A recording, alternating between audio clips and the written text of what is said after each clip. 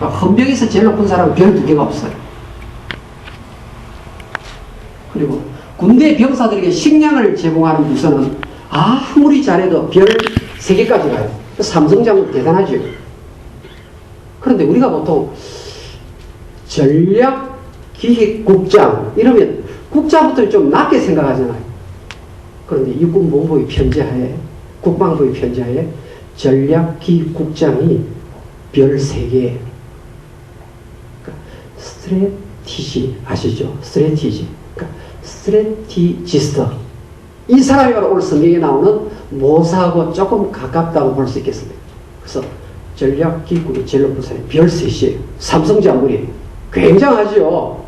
이 말은 그만큼 중요하다는 말입니다. 이 직책이. 그런데 성경을 처음 번역할 때는 여기에 적힌 이 단어 뜻이 무엇일까 생각해 보니까 한자를 알고 있는 한국 사람에게는 모사라는 단어 외에는 찾을 길이 없었습니다. 그래서 이사야 9장 6절이라는 이 단어 성경 원의 뜻을 모사다 번역을 했습니다. 그런데 요즘 저와 여러분에게는 이 말의 의미가 그렇게 잘 전달되지도 않고 실제 히브리어의 뜻이 이 뜻이 아니에요. 모략을 꾸며서 일을 만드는 사람, 일을 되게 하는 사람. 왜 그런가 하면요, 성경을 번역할 때는 상담사가 없었기 때문입니다. 여러분 지금부터 몇십 년 전에 상담학자 들어보셨습니까? 없었다는 말입니다. 그래서 카운셀러의 개념이 없었기 때문에 성경 번역을 처음 시도했던 사람은 모사라고 적어 놓았는데 개역 개정판 사판에서 그것을 바꾸어 주었으면 좋을 뻔했는데 상담가라는 말을 바꾸지를 못하고 여전히 모사 그렇게 번역을 했습니다. 그러니까 모사의 뜻이 뭐라고요? 상담가라는 말이에요. 누가요? 크리스마스에 이 땅에 오신 그 예수님이 상담가로 오셨다고 성경은 말합니다. 참 생소한 개념이죠. 다른 것은 이해가 되는데 예수님이 상담 전문가로 오셨다니. 우리 교회에 있다가 한국의 연세대 대학원을 가셔서 공부하시는 분이 계세요. 우리 강지순 권사님 신부 화장도 다 도와주신 분이. 또 그분이 오시면 우리 교회 그 시세에도 같은 화장품을 막 나눠주시고 그러셨어요. 한국 가셔가지고 중학교 영어 선생님 하시면서 지금 연세대 대학원에서 상담하고 계세요. 근데 그 크리스마스 때 저에게 성탄 인사를 보냈어요. 근데 어떻게 적어 놓았는가 하면요, 목사님, 한국에 떠도는 이야기가 하나 있습니다.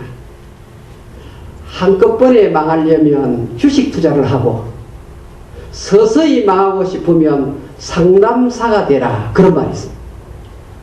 자, 한꺼번에 망하려면 뭐 하라고요? 정권 투자, 주식 투자하고 서서히 망하려면 상담학을 공부하라. 그런 말이 있다고. 왜냐하면요, 제가 보니까 상담학 한 과목 듣는데 150만 원. 근데 그게 엄청나게 많이 공부를 해야 2급 상담 자격증을 주는 거예요. 그러니까 대학원을 마쳐도 2급밖에 안 돼요.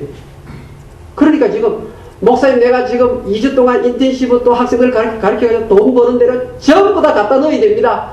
아이고 이게 이렇게 돈 먹는 하마인 줄 몰랐습니다. 그래서 계속 돈 들어가는 거예요. 여러분 한국에 사실 수많은 상담가가 있지만 또 상담사가 계속 배출돼야 돼요. 왜냐하면 저와 여러분이 알다시피 인생살이가 그렇게 쉽습니까? 너무나 힘들고 괴롭고 해결할 수 없는 문제들이 너무 많기 때문에 그래서 안 믿는 사람들은 당연히 상담하는 사람을 찾아갑니다. 그래서 카운셀러에게 내 사정이 이런데 해결책이 없겠습니다. 그래서 여기에 사춘기 때 민감한 학생들에게 고등학교에 뭐가 있습니까? 상담 선생님이 다 있는 거예요. 그럼 제가 이번 주 새벽 5시 조금 넘었어요. 전화가 왔어요. 전화를 받으니까 우는 거예요. 아, 누구시죠? 계속 우시는 거예요. 그러다 그 다음 하는 얘기가 목사님 나 암이라 그래요. 이래요. 보니까 송유지 집사님 우리 성가대에서 찬양하셨죠.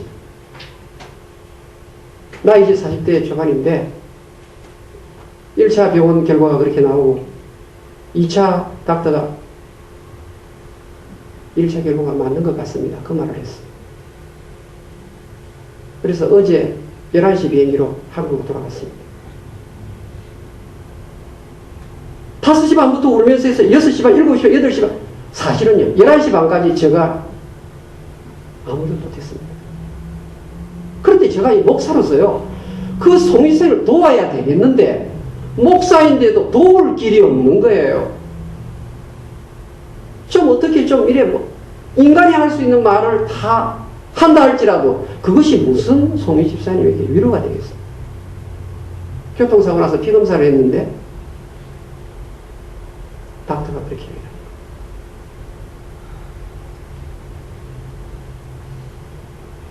처음에는 맞다 아니다 부인하다가 목사님 아니겠죠 그러다가 오늘 아침은 괜찮은 것 같다고 이야기하다가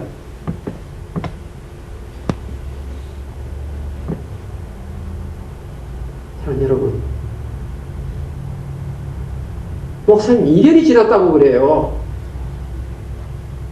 초기라고 합니까? 아니에요. 2년이 지났는데 난 몰랐어. 한국 가서 더 큰 병원 가서 여기 돈이 워낙 비싸니까 이제 알아보기로 하고 떠났습니다.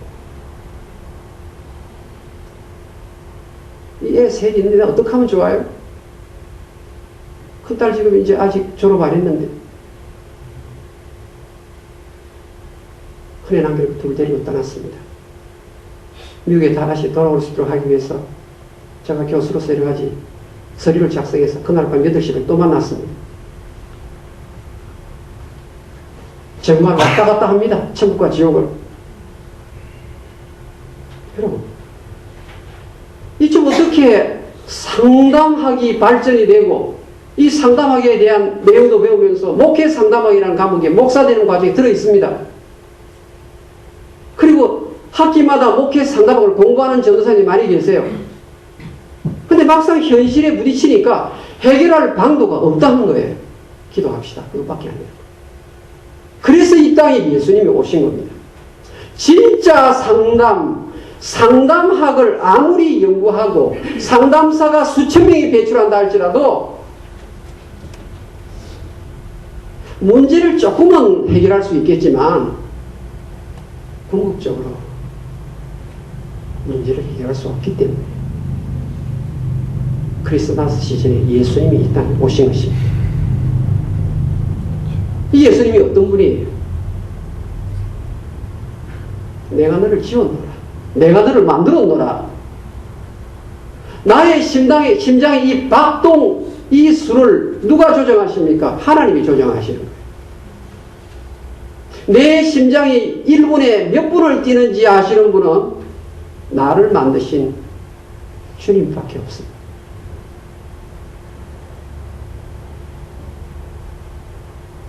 여러분, 이 주님이 현재 여러분의 억울한 문제를 모르십니까? 여러분의 아들 때문에 딸 때문에 가슴 아파하고 장래가 보이지 않는 이 현실 앞에 세상의 어느 누구도 해결할 수 있는 그 문제를 우리 주님은 능히 푸실 수 있는 분입니다. 여러분, 디트로이트에 사는 분들은 잘 아는 내용이에요. 여러분도 그 이야기를 합니다. 디트로이트 자동차 정비사가 최1급 정비사가 회사에 출근하다가 차가 중에서 선 거예요. 아무리 해도 차가 안 가는 거예요. 그래가지고 이렇게 뚜껑을 열려 보는데 어떤 낯선 신사가 탁 지나가면서 보급실에서 탁 내리더니요. 제가 도와드릴까요? 그러는 거예요. 그러니까 뭐라고 말합니까? 내가 디트로이트에 최고 가는 정비사인데 가서운 이야기를 한다고 또 보고 있는 거예요. 이분이 또 가가지고 탁 몇 번 딱 치더니요. 시동을 딱 거니까 시동이 딱 걸려서 가는 거예요. 이 사람이 깜짝 놀랐어요.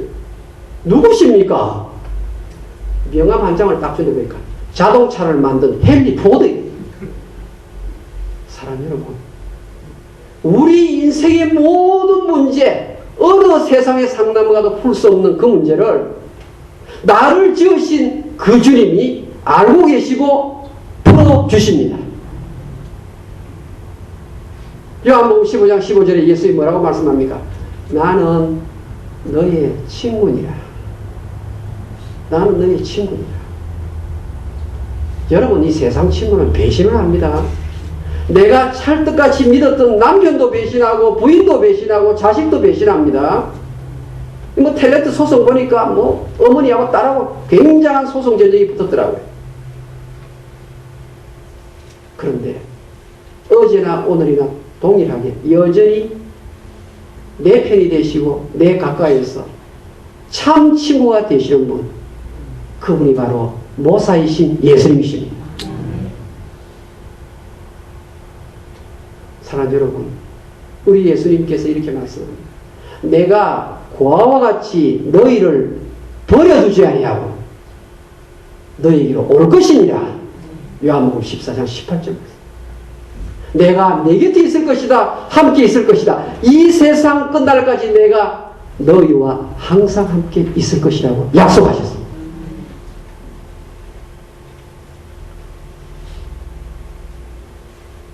이 친구 되시는 이 예수님은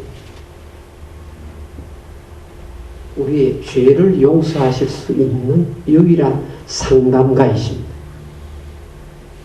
이 세상의 그 어떤 상담 전문가도 아무리 높은 과정에서 1급 상담사가 된다 할지라도 죄 문제를 해결할 수 있는 상담가는 아무도 없습니다. 그래서 성경은 죄짐 맡은 우리 구주, 그 찬송이 성경에 있는 것입니다. 나의 이 엄청난 죄, 겉과 속이 다르고 한때는 믿음이 그렇게 좋아 보이다가도 조그만한 일 앞에 세상 사람들보다 더 못한 초라한 모습으로 전락되는 이 나 자신, 조금 일이 좋으면 주여 주여 감사합니다 그러다가 좀 일이 꼬이면 전혀 다른 사람의 모습을 보이는 죄로 가득 찬 인생이 우리가 아닙니까? 여러분, 이사야 9장 6절에 예수님이 크리스마스에 상담가로 오셨다고 말합니다. 왜 하필 다른 선생님으로 왔다, 체육교사로 왔다 이래도 되는데 왜 상담가일까요? 인류의 최초의 상담을 누가 했는가 하면 악한 마귀가 했습니다. 에덴 동산에 아담과 하와를 찾아간 최초의 상담사가 바로 뱀의 모양으로 변장한 마귀였습니다. 이 악한 마귀의 상담을 받으니 아담과 하와가 하나님 말씀을 불신하기 시작했습니다. 불순종하기 시작했습니다. 오늘도 하나님 말씀에 불순종하는 사람은 사실은 상담자를 잘못 찾은 것입니다. 오늘 이사야 9장 6절은 카운셀러 앞에 영어 성경에는 원더풀 카운셀러라고 기록해놨습니다. 우리의 모든 죄를 용서하시고 우리의 죄짐을 맡아주실 가장 놀라우신 상담가 예수님 한 분밖에 없다고 말합니다. 이분의 별명이 바로 원더풀 카운셀러이십니다.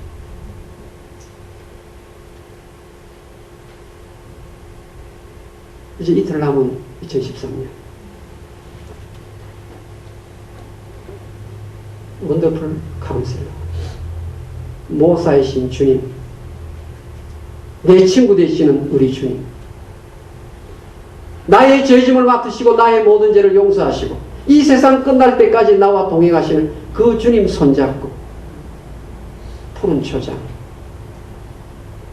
힘있게 걸어가시는 저와 여러분이 되시고 주의 이름으로 축원합니다. 우리 한번 눈을 감으십시다.